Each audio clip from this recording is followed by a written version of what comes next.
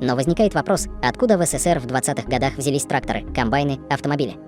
Очень просто. Покупали в Соединенных Штатах Америки. Вы не оправдали оказанного вам высокого доверия. Невозможно работать. Вы даете нереальные планы.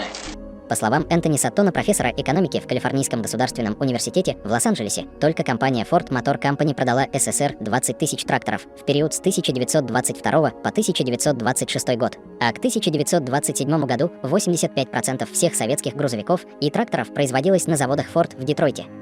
Американская компания Caterpillar осталась на плаву во время Великой депрессии, в основном за счет продажи тракторов и комбайнов Советскому Союзу, чтобы облегчить выполнение первой пятилетки этой страны в 1929-1933 годах.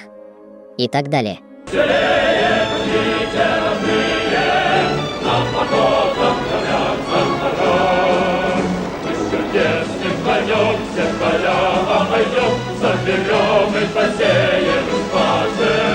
Наша поступь тверда, ни врагу никогда, не гулять по республике.